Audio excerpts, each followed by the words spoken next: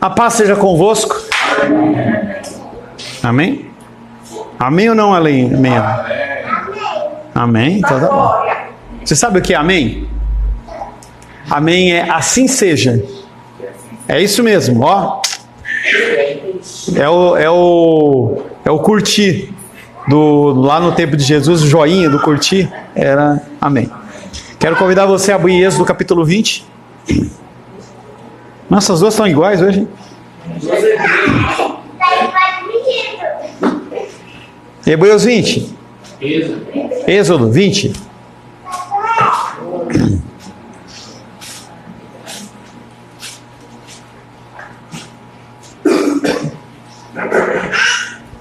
Êxodo 20, assim diz a palavra de Deus. Então falou Deus todas essas palavras: eu sou o Senhor teu Deus, que te tirei da terra do Egito, da casa da servidão. Não terás outros deuses diante de mim. Não farás para ti imagem de escultura, nem semelhança alguma do que há em cima dos céus, nem embaixo da terra, nem nas águas debaixo da terra. Não as adorarás, nem lhe darás culto, porque eu sou o Senhor teu Deus, Deus zeloso, que visito a iniquidade dos pais nos filhos até a terceira e quarta geração daqueles que me aborrecem, e faço misericórdia até 1000 gerações daqueles que me amam e guardam os meus mandamentos.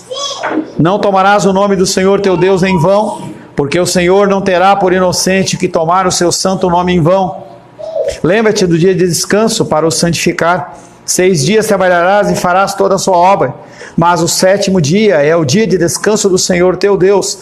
Não farás nenhum trabalho, nem tu, nem teu filho, nem a tua filha, nem o teu servo, nem a tua serva, nem o teu animal, nem o forasteiro das tuas portas para dentro, porque em 6 dias fez o Senhor os céus e a terra, o mar e tudo que neles há, e ao 7º dia descansou. Por isso o Senhor abençoou o dia de descanso e o santificou. Honra teu pai e tua mãe, para que se prolonguem os teus dias na terra, que o Senhor teu Deus te dá. Não matarás, não adulterarás, não furtarás, não dirás falso testemunho contra o teu próximo. Não cobiçarás a casa do teu próximo, não cobiçarás a mulher do teu próximo, nem o seu servo, nem a sua serva, nem o seu boi, nem o seu jumento, nem coisa alguma que pertença ao seu próximo. Palavra do Senhor, amém? Ô Nicolas, faz uma gentileza para mim. Põe a cabeça aqui e fala assim, aula. Que eu acho que esqueceram lá. Aula. Aula. Aula. Aula.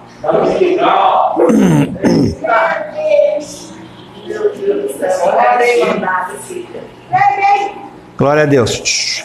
Glória a Deus. Estamos meditando dentro do Catecismo de Westminster, os 10 mandamentos, pergunta 73, que diz, qual é o 8º mandamento? Resposta, o 8º mandamento é não furtarás. E aí a gente, quando ouve não furtarás, a gente fala, disso eu estou fora. Porque aí você imagina, né? Ah, eu nunca roubei ninguém, né? Então tá tudo certo, não há problema nenhum, não.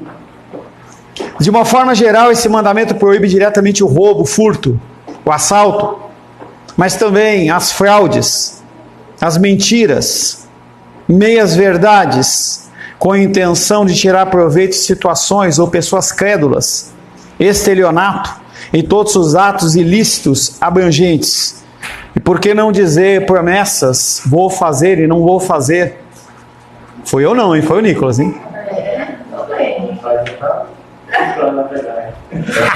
Ó o robô aí. Eu já dei um exemplo prático, né? Por que não colocar também a condição de você fazer promessas às pessoas e você não as cumprir? Em especial dentro do âmbito financeiro.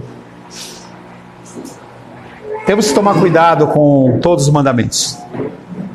Esse mandamento em especial é algo que nós declaramos a licitude ou a ilicitude deles, dependendo se bem nos beneficia ou não. Então, dentro do comércio em especial, venda de carros, compra de ativos quaisquer que sejam, e a gente vê muitas pessoas dentro, não só do nosso meio, mas também da sociedade, pessoas que estão passando ou estão naquele momento passando uma dificuldade muito séria. E aí a pessoa ela tem um carro, por exemplo, que vale 80 mil reais. E aí você está lá com 40 mil reais, 50 mil reais. Você vê que a pessoa está desesperada, você vai lá e joga na mesa e fala para a pessoa, tá aí o dinheiro. Você está roubando a pessoa. Nós temos que entender que mesmo na lei do comércio, você tem regras e normas que você tem que seguir para você não usurpar as pessoas. As pessoas elas passam por lutas e dificuldades de toda sorte e espécie. E nós não podemos nos aproveitar desses momentos. A chamada galinha morta. Essa galinha morta muitas vezes faz com que você tenha dinheiro na sua mão, que seja dinheiro com preço de sangue. E esse dinheiro não vale a pena. De uma forma geral, esse mandamento proíbe o furto, o roubo, o assalto. É você realmente chegar para a pessoa com arma ou não e você subtrair algum recurso, algum bem da pessoa. Você, da maior coisa à menor coisa. Eu lembro que, certa vez, eu estava vendo um testemunho de um pastor que ele estava fazendo uma viagem missionária. E aí eles estavam num período de jejum para a santificação do Brasil. E eles passaram numa colheita de algodão. Eu nunca passei numa colheita de algodão. Mas diz que é um negócio muito bonito, né? Aquela flor do algodão. E aí aquele pastor, ele parou para olhar, orou o Senhor, glorificou, foi lá e falou assim, poxa, deixa eu pegar uma de lembrança. E ele pegou aquilo e levou embora. E aí diz que passou uns 100 quilômetros, ele já estava incomodado com aquilo, incomodado, quando ele viu, ele olhou para aquela coisinha, aquela pecinha de algodão, que por mais que seja uma coisa pequena, não era dele. Então a pessoa, ela usurpa numa condição maior ou menor. E nós achamos que não tem problema. Mesmo pegar uma caneta Bic, mesmo pegar qualquer coisa, nós temos que entender que roubo, assalto, ele tem a ver com você subtrair qualquer valor, qualquer quantidade de um terceiro. Oi? Que não seja seu. Tá? Então nós temos que tomar cuidado com isso. Inclusive pegar livro, pega um livro, entendeu? Eu eliminei essa prática, entendeu? Porque eu faço com que você pegue o livro e você me dê um novo. Então acaba matando esse pecado na sua vida.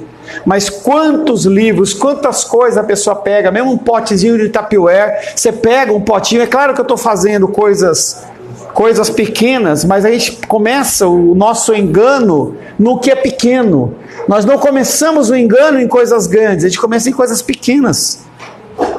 De uma forma geral, não furtará se refere a furto, roubo, assalto, mas também a fraudes. Eu sei que alguma coisa minha está com um problema, eu maqueio aquilo para poder vender aquele produto e deixar que a bomba caia na mão de outra pessoa. Mentiras ou meias verdades. Ah, eu vou fazer isso, estou chegando, estou fazendo, vou depositar, vou entregar, estou chegando na sua casa. Eu vejo isso bastante com a Rosângela. Ela marca com a pessoa para ir buscar o produto lá, o pão, alguma coisa assim. Estou chegando. E a pessoa não chega nunca. Eu não sei se ela está no Chuí, entendeu? Onde está, entendeu? Alguns irmãos aqui também falam assim, tô te ligando. Daqui a pouquinho eu te ligo. Passa 24 horas, 48, eu não sei se a pessoa está rodando. Não sei o que aconteceu, entendeu? Não, imagina. Em especial Igreja Cristã Semente de Vida, todo mundo aprendeu isso e ninguém faz, entendeu? Ninguém faz. E aí aquele ponto de sempre, de todos os domingos, pela manhã em especial. Culto começa às 9h30. E aí você tem segunda, terça, quarta, quinta, sexta e sábado, o que você quiser. Quando chega no domingo de manhã, você olha e fala assim, em nome de Jesus eu vou chegar no horário, e você chega de novo atrasado. De novo atrasado. É uma forma de roubar também. Mentiras ou meias verdades com a intenção de tirar proveito de situações ou pessoas crédulas, pessoas que acreditam. A gente vê isso muito dentro do Evangelho. As pessoas utilizam o Evangelho como uma forma de roubar. Cada vez menos as palavras nos altares, elas têm sido direcionadas à doutrina do pecado e sim à doutrina da prosperidade ou qualquer outra que traga algum conforto no seu coração. Quando e se eu pregar algo que não seja verdade bíblica, eu estou roubando. Quando você ouve a palavra de Deus e você entendeu a palavra e você não põe em prática, você também está roubando. E aí nós temos também a condição do estelionato, e todos os atos ilícitos que tenham a ver com recursos financeiros, em que você prejudica pessoas. Eu prometo que vou entregar uma coisa e não entrego. Prometo que vou fazer e não faço. Contratei um rapaz para consertar meu telhado. E aí ele foi lá, fez o conserto do telhado, cobrou R$200. Ele falou assim: eu sou um cara muito correto, eu sou um cara direito. Uma pessoa fulana de tal, entendeu? Contratou um terceiro que era mais barato, e o cara fez o serviço, eu tive que ir lá consertar o trabalho do cara, tal. Primeira chuva, goteira na sala. Liga pro cara, o cara não atende. Não furtarás. Fale-me. Também muitas vezes em negócios ou coisas que não fazem, o argumento principal que nós usamos é: eu sou cristão. Então seria certo nem usar isso, porque aí a gente acaba trapaceando e acaba envergonhando. Depende. Se você é uma pessoa que vive de uma forma correta ou procura viver a gente não vive. Se a gente procura ou tem intenção de viver de uma forma correta, você tem que sim atestar que você é cristão. O problema é você se dizer cristão e macular o nome do Senhor. Entendeu? Ou não. Entendeu? Ou não. Porque o ato ilícito, ele se configura tanto na forma culposa, que eu não tenho intenção de fazer, mas eu faço, como a forma dolosa, que é eu não querer, ou querer fazer já de forma programada e prejudicar a pessoa. Tanto uma como outra é pecado e está errado. E nós temos que entender isso. Dessa forma, qualquer ato que cause prejuízo ao próximo ou à sociedade está sob a condenação do mandamento. Êxodo 20:15, não furtarás. O que nós temos feito que traz dano à sociedade? O que nós temos feito que traz dano à nossa família? Porque esse não furtarás tem a ver também com você roubar o tempo da sua família. Você não despender tempo com a sua família. Você não cuidar da sua família. Você não amar a sua família, porque amar a família não é só colocar dinheiro dentro de casa. Fazer isso qualquer um coloca. É você dar atenção. Falava hoje com o André a respeito disso. Nós temos que entender que há tempo para todas as coisas. E nós temos que entender que quando nós contraímos uma família, nós não somos mais aquele boi selvagem que a gente sai rompendo e vai levando, não. A gente tem que pensar e tem que equilibrar. Nós temos que entender que nós, como homens e sacerdotes, nós temos que entender que nós temos funções além disso. E nós não temos direito a estar cansado, nem estar magoadinho, nem entristecido, nem coisa nenhuma. Algo que cai sobre os ombros da nossa querida Esther, já falei para ela. De vez em quando ela liga para mim: ai pastor, não sei o que. Eu falei: você não tem direito. Você não tem direito a ficar triste, chateada, cansada, nem coisa nenhuma. Porque as nossas decisões, elas refletem aquilo que vai acontecer. Vai trazer a consequência daquilo que vai acontecer. Então, se no dia do juízo você manteve a sua casa, aquela política que nós temos, eu não roubo, eu não mato, se você manter essa política, a primeira coisa que ele vai perguntar para o Nicolas é: o que você fez com a Aisla que eu te dei? O que é que você fez com aquela pessoa que Deus colocou na sua vida? Vai ser muito mais do que se você deu comida, se você deu roupa, muito mais. Isso tem a ver com roubo. Que nós temos que saber balancear as coisas. Nós não viemos a essa terra para enriquecer. Essa é a primeira coisa que você tem que entender. Tá? Se Deus te der riqueza, amém, glória a Deus, aleluia. Quero mais é que você pare realmente um carro aí, até a vaga está vazia aí. Ninguém parou na vaga aí na frente, não sei. Parar aí, entendeu? Não, a minha está do lado, entendeu? Parar um carrão aí, entendeu? Tá bem, pô, pastor, eu vou viajar para a Europa, eu quero mais é que você tenha isso, mas nós não viemos para a terra para isso. Independente disso, nós temos que aprender a não roubar. Inclusive o dia do Senhor. O dia do Senhor, ele não pode ser roubado. E ele em Malaquias fala: em que roubarás o Senhor? Rouba o Senhor os dízimos e ofertas, mas não é só dinheiro, é também o tempo. O que você tem feito? Assim também estão sob condenação o tráfico de drogas. Isso é fácil, a gente olha, aponta o dedo. Mas dentro de uma favela, quando você vê os traficantes, muitos deles são amados. Porque quando está faltando alimento, está faltando medicamento, eles suprem aquilo, mas suprem de uma maneira não altruísta. Suprem para acalentar o coração deles. Porque eles sabem que estão fazendo mal. E muitas vezes nós fazemos a mesma coisa. Nós agimos errado e achamos que com nossos dízimos e ofertas nós podemos limpar a nossa barra e não limpa. A irmã Vânia colocou lá ontem. Quem trouxe alimento para colocar aí? Ninguém tem um saquinho de feijão? Ninguém tem um saquinho de arroz? Ninguém tem um vidrinho de óleo? Nada. Ah, pastor, eu dou uma vez por mês. Até cobrei minha Rosângela. Eu falei assim, não, eu prefiro comprar uma vez por mês e depois eu beleza. Entendeu? Mas, e não é algo que você tem que se justificar para mim. Você tem que justificar para o Senhor. Você tem roubado aquilo que é realmente dos outros, a semente que poderia ser dos outros. Você tem compartilhado da tua prosperidade? Tráfico de drogas, contrabando, venda de artigos falsificados, compra de artigos falsificados. Porque às vezes a pessoa não sonega, não contrabandeia, mas compra o produto pirata, vai lá, entendeu, no desmanche, que roubou o carro do Carlos. Aí o Nicolas vai lá e compra a peça porque está mais barata e você está incentivando o crime. Isso é pecado também. Sonegação, imposto. Dá o jeitinho para não pagar o imposto. Você tem uma série de ferramentas e artifícios que a lei te concede. Use-os, mas não avance naquilo que não é seu. Atraso no pagamento de salários do trabalhador. Você deve para a pessoa e você acha que você pode pagar um dia ou 2 dias depois. A gente tem a moça que faz a faxina lá em casa uma vez por semana. De vez em quando eu esqueço. Aí a Rosa fala, você não pagou ainda. E aí fica parecendo que... Qual a diferença de pagar segunda ou terça para a pessoa? Para você não faz diferença, mas para o outro faz.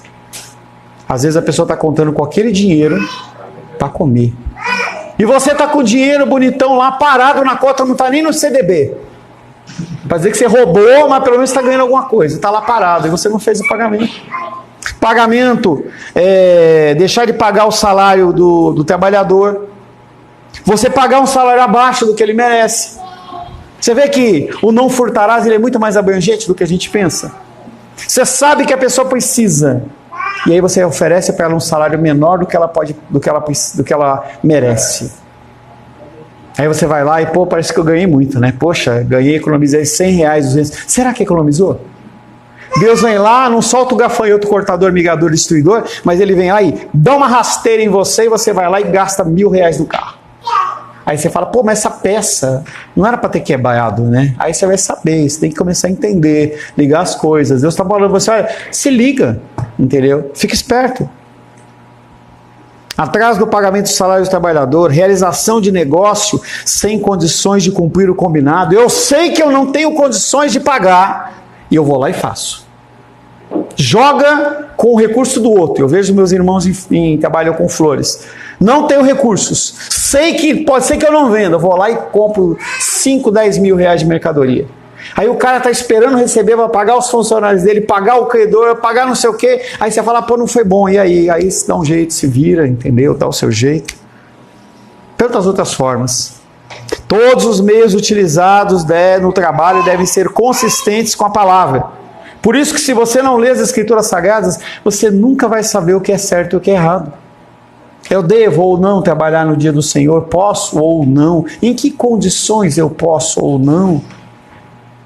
Devo utilizar o dia do Senhor como uma forma de recursos? Há alguma liberalidade? Não há alguma liberalidade? Todos esses conceitos e entendimentos são conceitos que são nas Escrituras. E se você ouve o que eu falo e você entende, porque você não é burro, você não é uma ameba que não pensa, e você não coloca em prática, você está roubando ao Senhor. Você está agindo como um tolo. Todos os meios utilizados no trabalho devem ser consistentes com a palavra. Mas por quê? Porque o pouco com Deus é muito. Deus ele faz multiplicar. É a história lá da viúva, entendeu? Com seu filhinho. E aí o profeta chega e fala assim, faz um pão para mim. Não, eu não tenho como fazer um pão para você, porque só tem esse restinho de farinha aqui. Só tem esse óleozinho aqui. E ele fala, faz para mim primeiro. Faz para mim primeiro, e você vai ver que não vai faltar. Nós temos que entender a dinâmica espiritual. Você tem que trabalhar sim. Homens, vocês têm que se lascar e trabalhar pra caramba. Entendeu? Mas não é só isso o foco. É muito mais do que isso. Nós temos que entender que há algo muito mais precioso que isso. Se você achar que ter 10, 20, 30 mil reais no banco é o que vai te fazer feliz, não vai te fazer feliz. O Senhor, Ele determina as coisas para acontecerem de uma forma correta, para que nós possamos ter um tempo com Ele, ter um tempo com os familiares, nós podemos ter tempo para todas as coisas, a menos que a gente ache que o nosso Deus se enganou. E as pessoas, elas ficam trabalhando, achando que ter muito dinheiro é prosperidade. Às vezes você ter só um pouquinho de farinha e um pouquinho de óleo na tua botija, ele é o que vai fazer você ter uma vida abençoada e feliz. Não vai ter problema de doença, não vai ter problema de dificuldade, você vai comer o pão, não de dores, mas o pão gostoso. Ele pode até ter murcho, em que você vai ter que esquentar ele na chapa, entendeu? Põe no micro-ondas para ele ficar murcho, aí você coloca na chapa para ele ficar torradinho. Mas, aquilo ali vai ser saboroso para você. Nós temos que entender que a prosperidade, ela não vem de quantidade de dinheiro que nós temos na nossa vida. Nós precisamos de recursos para manter as nossas vidas? Sim, mas é muito mais do que isso. Todos os meios utilizados no trabalho devem ser consistentes com a palavra. O empregado deve trabalhar diligentemente e o patrão deve remunerar de forma justa os seus funcionários. Você que é funcionário, trabalhe como ao Senhor. Para dessa indisposição, esse mal-estar. Parece que você está sendo empurrado para o trabalho. Faça aquilo como uma bênção que Deus derramou sobre a sua vida. Até aqui eu estou aqui porque Deus está me abençoando. Esse dinheiro que eu ganho é abençoado, eu tenho que fazer o máximo, eu tenho que fazer prosperar. Em contrapartida, o patrão também tem que pagar o valor correto e oferecer aos funcionários condições favoráveis para executarem suas tarefas. Mateus 7,12. Rosângela.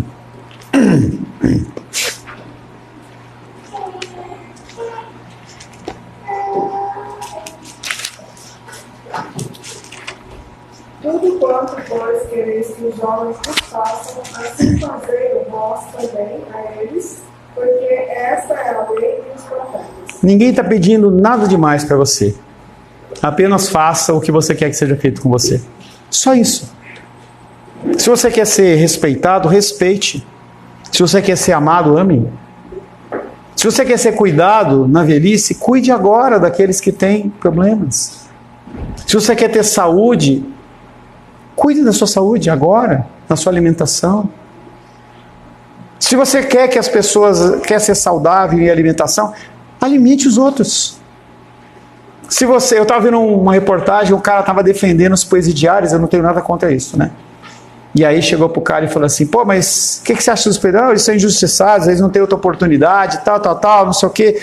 Aí ele falou assim, você acha que os presidiários têm que ter outra oportunidade? Claro que tem, eles são homens, são seres humanos. Você receberia um presidiário na sua casa? Não, na minha não. Na minha não. Por que não? Porque a minha casa é alugada. Eu não estou dizendo que é para você receber ou o que eu receberia.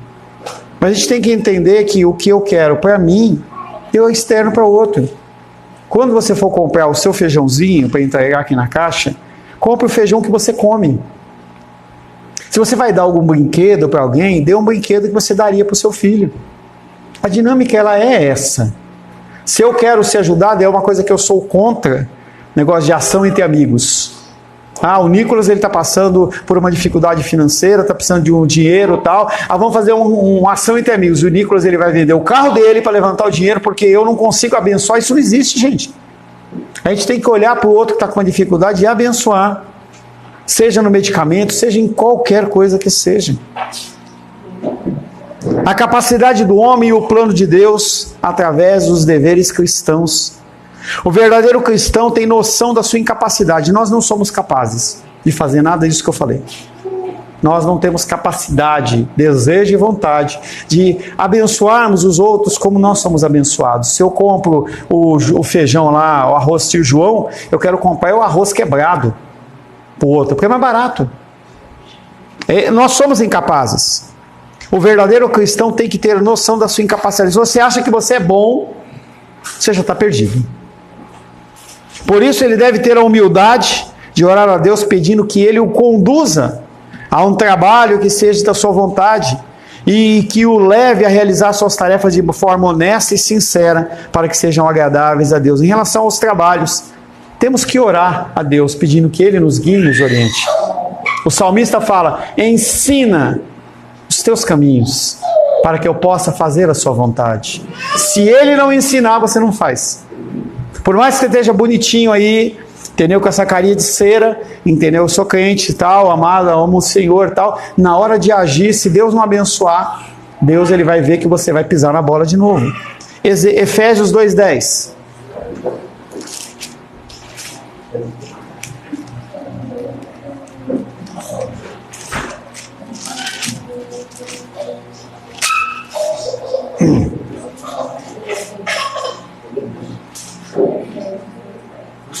Pois somos feitura dele, criados em Cristo Jesus para boas obras, as quais Deus de antemão preparou para que andássemos nelas. Nós somos feitura dele. Ele nos criou e nos formou à sua imagem e semelhança, para que nós pudéssemos fazer as obras que Ele mesmo já preparou para que nós fizéssemos. É como se o caminho tivesse trilhado para você passar, para você fazer. E Ele vem apresentando a você pessoas para que você possa abençoar. E você tem que acreditar que não vai faltar para você. Não é para você dar o seu carro, não é para você dar para sua casa, não é para você dar o salário do mês, nem nada disso. Mas quantas oportunidades a gente tem no dia a dia de abençoar vidas, de pegar e dar um recurso na mão da pessoa.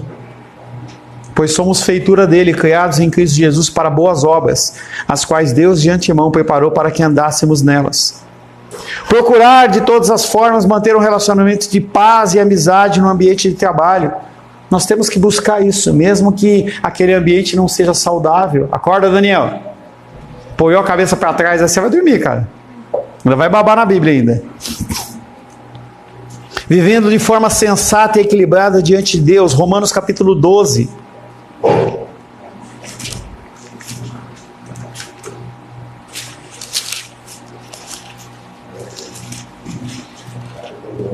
Romanos capítulo 12, versos 17 e 18. Não torneis a ninguém mal por mal. Esforçai-vos por fazer o bem perante todos os homens. Se possível, quando depender de vós, eficaz com todos os outros. A coisa mais fácil que tem é a gente devolver o mal com o mal. Porque o mundo ele é mal. A coisa mais fácil que tem é você devolver na mesma moeda. É o que o mundo espera. É o que as pessoas esperam. É o que muitas pessoas dentro da igreja esperam. Que você pague na mesma moeda. Como se você pudesse ensinar a pessoa através do agir mal. Sendo que a palavra de Deus fala, devolve o mal com o bem. Bateu no telo numa face, entrega com a outra. O seu agir bem faz calar a voz dos insensatos. Em nenhuma passagem da Bíblia fala, desce o reio, porque o cara bateu em você, bate no outro. Não torneis a ninguém mal por mal. E esforçai-vos, porque a nossa índole é fazer igual. Por que ele fala esforçar? Porque se você não se esforçar, você vai fazer a mesma coisa. Esforçai-vos para fazer o bem perante todos os homens. Ser diligente e fiel no trabalho, lembrando sempre das obrigações para com as outras pessoas e sempre voltado para o bem público. O centro do universo não é você. O centro, o sol, você não é o sol. Por isso que tem uma passagem muito interessante lá em Gênesis, que quando José estava recebendo as revelações de Deus, ele tem a revelação de que o sol e as estrelas se curvariam perante ele. E era a figura do pai, da mãe e dos irmãos. Como o pai e a mãe vão se curvar ao filho? Pois é exatamente essa condição. 1 Coríntios 10, 24.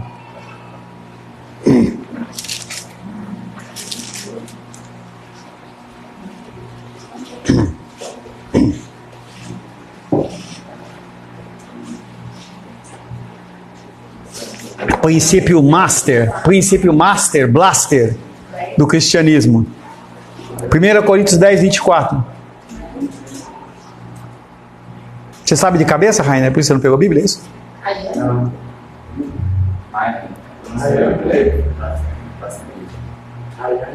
10:24. Ninguém busque o seu próprio interesse, e sim o de outrem. Olhe fora do seu umbigo. olha para a vida do outro, a necessidade do outro, daquilo que ele precisa. Quanto tempo faz que você verdadeiramente, não superficialmente, verdadeiramente você não encostou em alguém e perguntou: você está bem? Você está precisando de alguma coisa? Posso te ajudar em algo? A gente nem fala, né? Porque se você fala e o cara falar, aí você... Como é que faz, né? Quanto tempo faz que você não chega na pessoa, no particular, e pergunta: como é que você está? Está conseguindo pagar o aluguel? Por que você não está vindo com a igreja? Posso ajudar em alguma coisa? Fundamentos do 8º mandamento. O fundamento básico do 8º mandamento é o direito à propriedade. A grande maioria dos cristãos ignora o fundamento básico desse mandamento, que é o direito à propriedade. Se não existe direito à propriedade, não existe roubo. Portanto, esse mandamento proíbe todas as violações do direito à propriedade. Tudo que você quiser subtrair do outro, você está roubando. Provérbios 23:10. Provérbios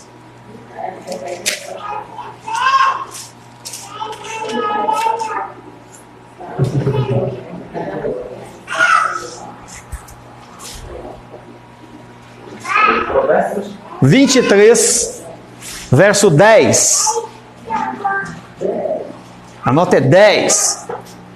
Não removas os marcos antigos, nem entres nos campos dos órfãos. Porque no início não havia propriedade privada, em especial em relação a terreno. Não havia condição de que eu tenho direito a uma terra ou uma casa, porque tudo é do Senhor.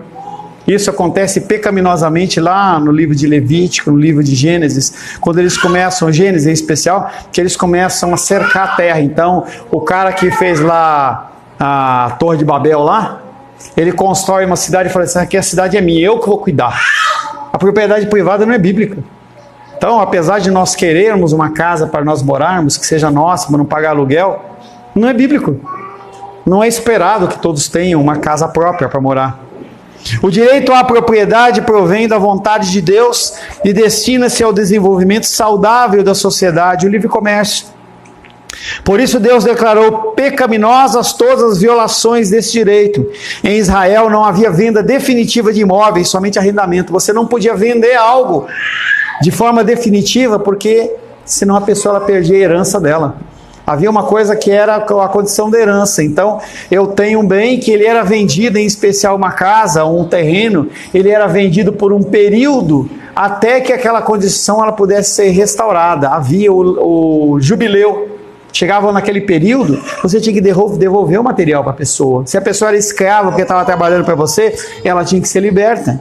Levítico capítulo 27, 24.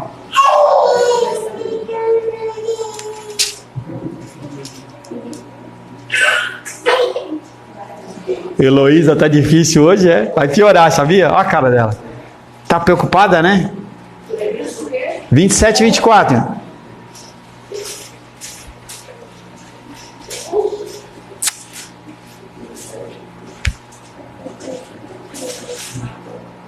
Levítico 27, 24. Sandy?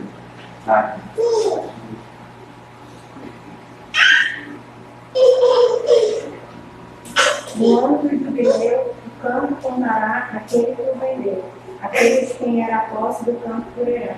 E aí as pessoas, sabe o que acontece com uma coisa como essa? Não tem inflação no sentido de preço, porque você sabe que se você jogar o preço lá em cima, o cara não paga, porque ele sabe que vai devolver. Aí o que acontece? Todo mundo tem acesso. Por que tem o problema de custo? Porque você começa a inflacionar, o carro vale 70, vale 80, 90. O que um up vale 60 mil reais? Pois é, por que ele vale 60? Porque as pessoas pagam. E se ninguém pagasse? O preço dele ia cair. É porque o quê? A mão de obra ficou mais barata? Não, cara. As coisas, elas têm lei de comércio. Então a condição no ano do jubileu, apesar de você ter pago 50, 60, 100 mil, você ia ter que devolver. Era lei, não tinha conversa. Um dos fundamentos do socialismo é a utilidade da propriedade. Então o socialismo fala, se a terra ela é produtiva, ela pode ficar com você. Se ela não é produtiva, tem que passar para outro. Mas a propriedade é sagrada, não pela sua utilidade, mas porque é uma instituição estabelecida por Deus em sua palavra, onde ele diz: não furtarás. É o mandamento e a vontade de Deus, Êxodo 20:15, que nós já lemos. No socialismo, o Estado ignora o direito da propriedade em função de uma necessidade supostamente superior, em especial dos pobres. Os ricos não. Vai lá no socialismo, pegar um terreno de um general, de uma pessoa de alta patente e tenta tirar o material da terra dele. Mas do pobre pode. Todavia, a propriedade é um direito estabelecido divinamente, e nenhum poder de homens pode criar um título de propriedade válido perante Deus. Romanos 9:20.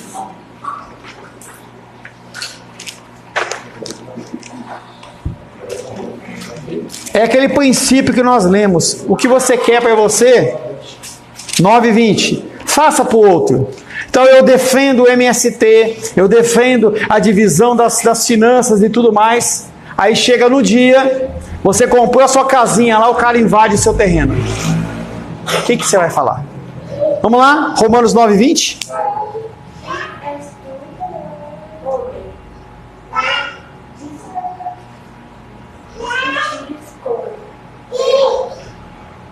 Porventura, pode o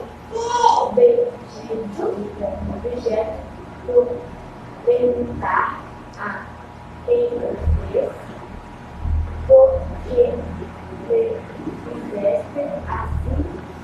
Quem és tu, ó homem, para discutires com Deus?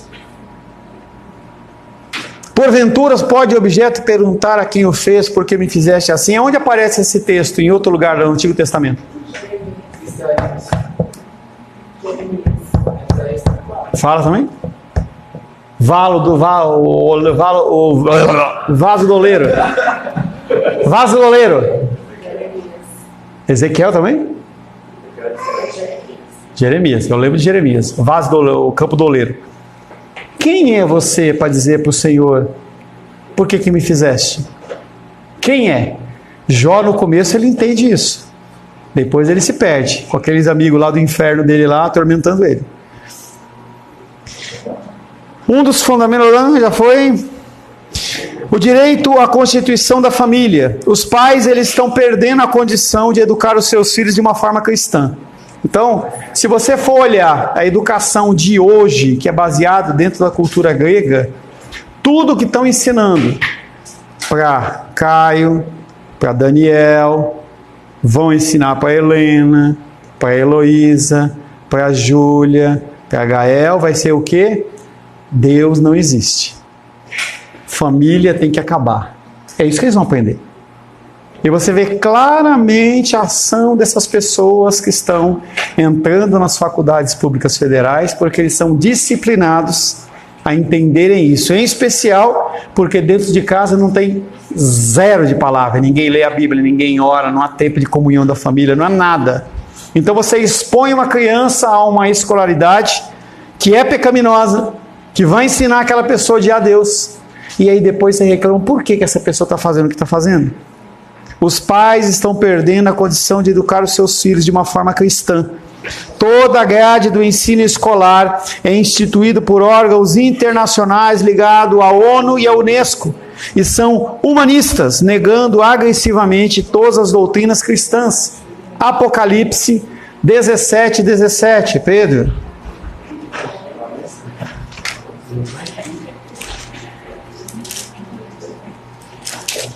Apocalipse 17:17.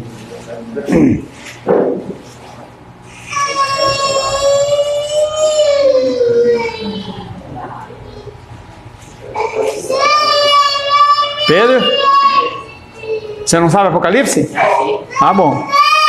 Porque em seu coração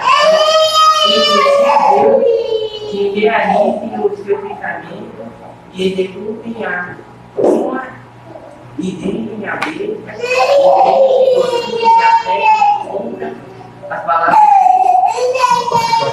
Porque em seu coração incutiu Deus que realizem o seu pensamento, o executem a uma, e deem à besta o reino que possuem, até que se cumpram as palavras de Deus. E as pessoas, elas têm sido levadas a adorar um Deus que não é Deus, a acreditar num Deus que não é Deus.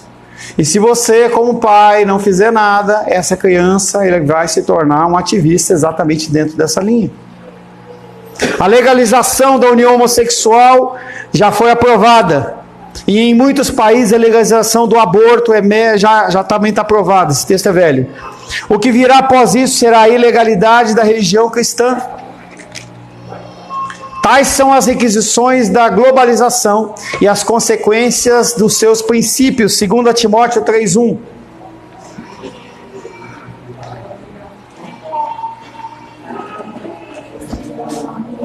Segunda Timóteo, capítulo 3, verso 1. Gabriel. Eu mesmo. Acertei.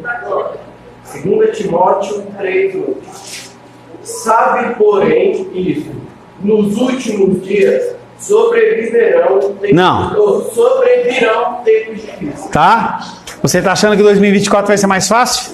Não.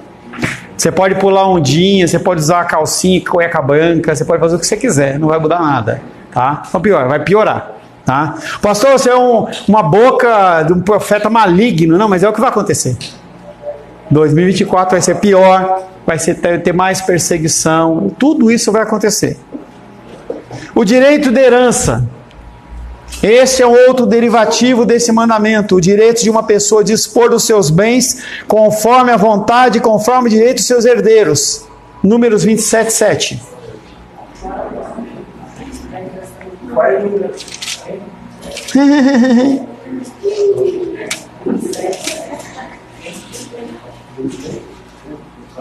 Números 27:7. Carlos, você vai repetir a piada do teu irmão, é isso? Vai. Quero ver se acertou o nome da mulher agora aí. Do cara, né?